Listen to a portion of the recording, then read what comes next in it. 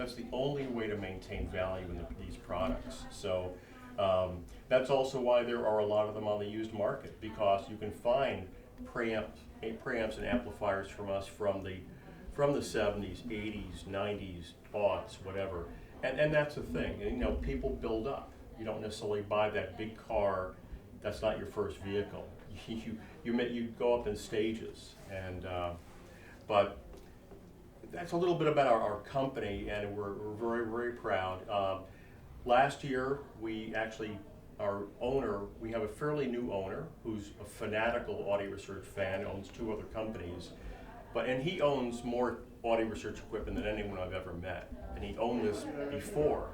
And he helped bring in 6 new engineers, and that's really what catapulted us, propelled us, because we showed a prototype of these 2 years ago, and it was a shell.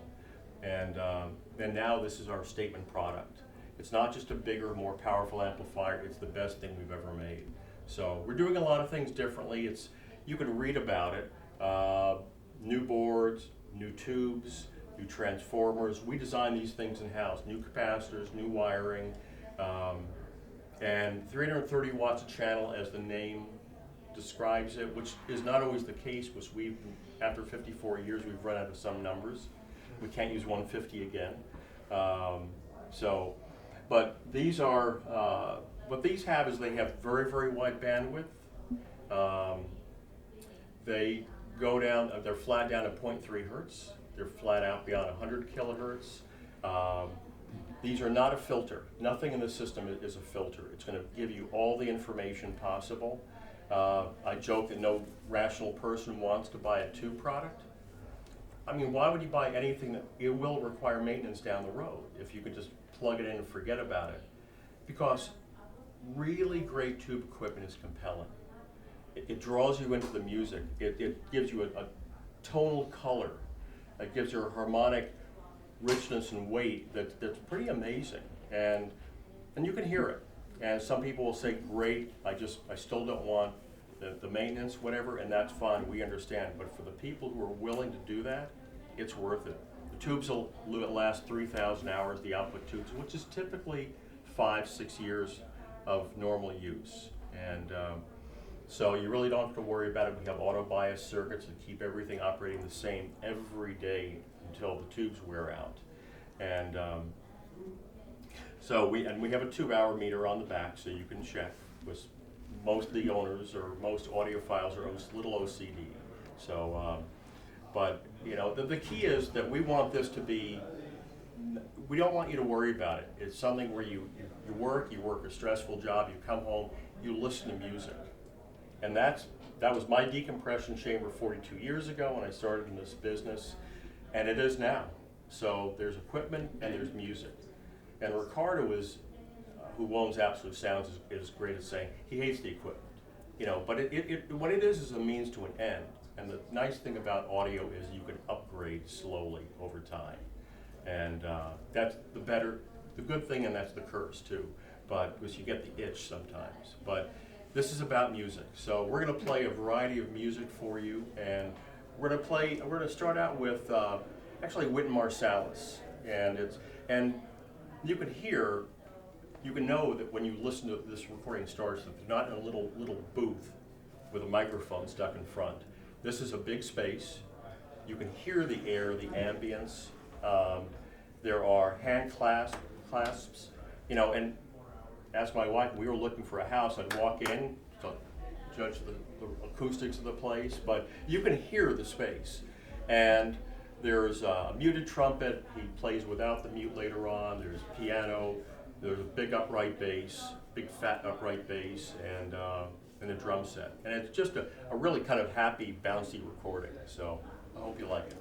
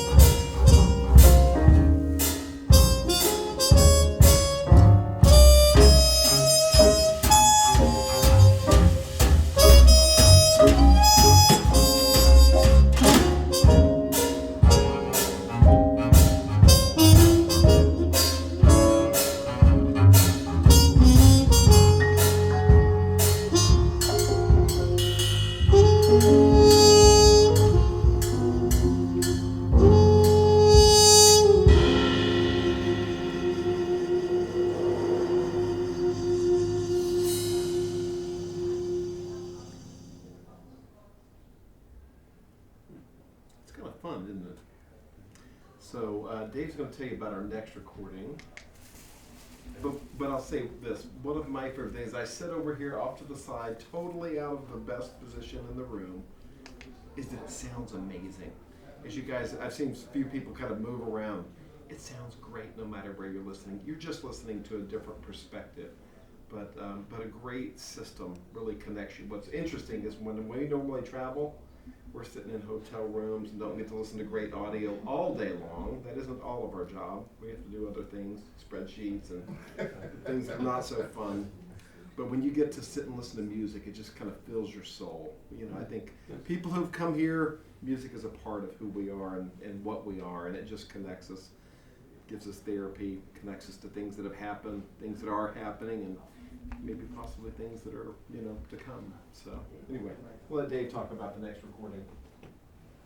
Well, I have to talk about it because it's the Minnesota Orchestra, which is where we are, and it's recorded in Orchestra Hall, downtown Minneapolis.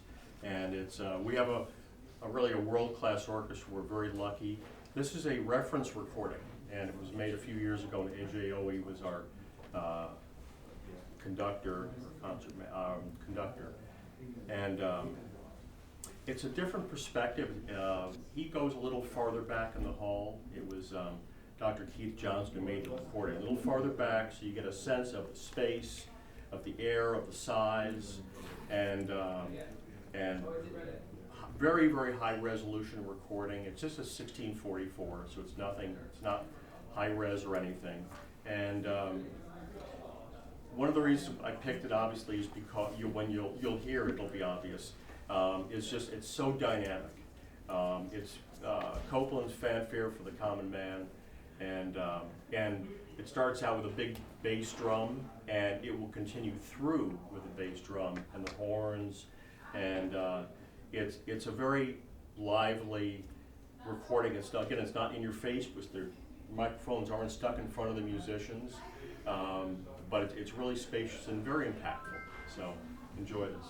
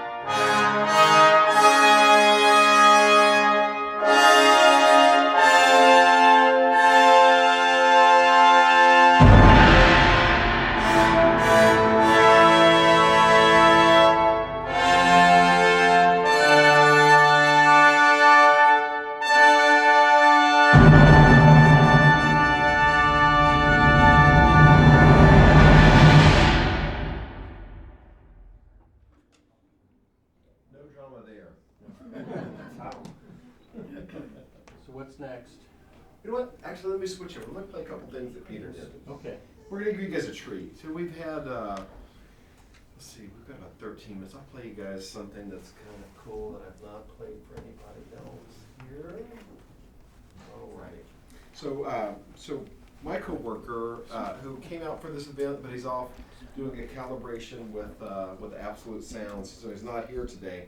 His name's Peter McGrath, and Peter McGrath has made, I think, over 1,000 recordings. He is very prolific in making recordings, and one of my favorites, one of the epiphanies that we often have, are songs that connect us to a time in our life. And one of the ones was in the early 90s when I started in the business. I sold a Macintosh CD player to a customer, and he said, "Look, if you wouldn't mind dropping it off on your way home." And I said, "No problem." So I'm driving, and this was a very expensive purchase. This person had prioritized music and the reproduction of music in his house. So I bring this CD player over and I pull up, and it is a very modest house. This person was a school teacher, but he loved music. Music was in his soul. And so we stopped, and I brought the Macintosh CD player in his house, and I get in his house, and the room is very small. I would say this room was probably half the size of his house. Maybe it was more than that. But in this small room, he had 4 monoblock amplifiers driving speakers, 1,000 watts per channel worth of power, and nice preamp. Anyway, he said, "Look, David, let me just play one thing. You were so kind to bring the CD player." And he played Bach Toccata and Fugue. He played E Power's Big off the Telart, off the Telart disc. And I mean, it was life-changing for me. I mean, I felt music in my soul, in my ears, in my heart, in my pants legs. It was fantastic. But because of that, I'm going to play a track that Peter recorded. It is of the Miami Jazz Trio, and it is a unique take on Bach Toccata and Fugue.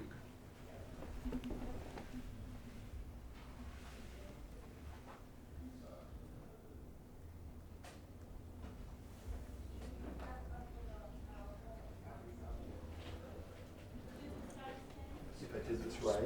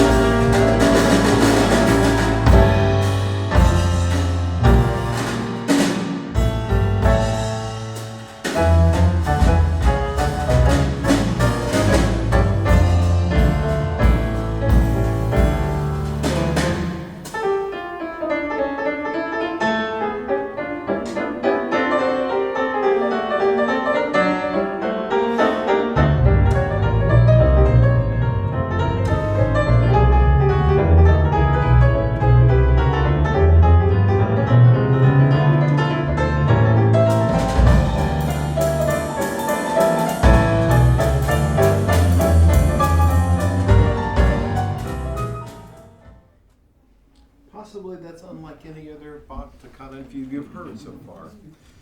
So the next thing I'm going to play for you, we got 2 tracks left, and the next thing I'm going to play for you is actually James Taylor, and he had traveled, and as do many recording artists, will travel to Salt Lake to be able to sing, to be accompanied by the choir on Temple Square. Now this choir is over 100 years old, and I think for about 65, 70 years has done live to broadcast, live to air broadcast, and it's never not been done live for the past 70 years, something like that.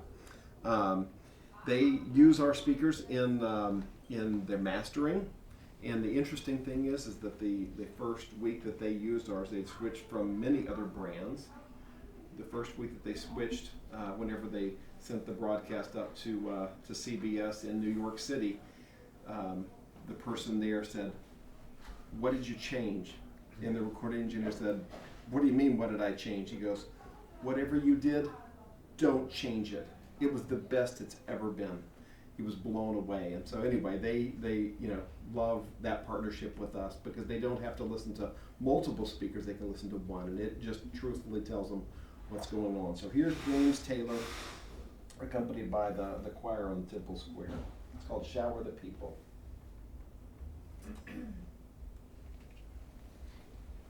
I just want to say it again. Thank you so much. Thank you, Mac Wilbur, for making this possible, and my living and undying thanks to this orchestra and this choir for a wonderful couple of gigs.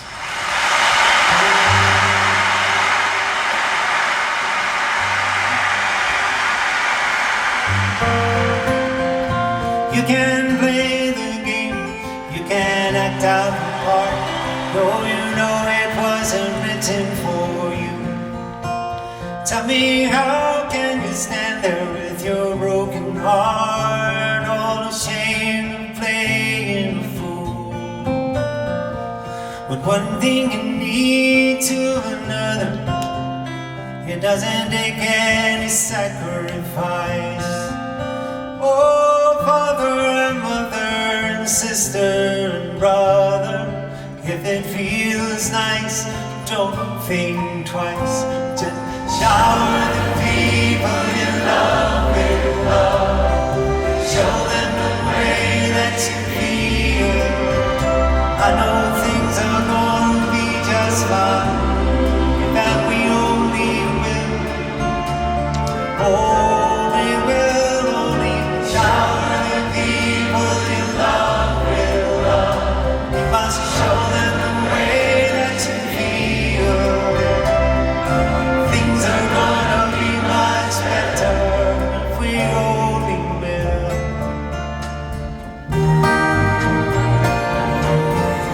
You can run, but you cannot hide. This is widely known. Oh, and what you plan to do with your foolish pride when you're all by yourself alone. Won't you tell somebody the way that you feel? You can feel it beginning to ease.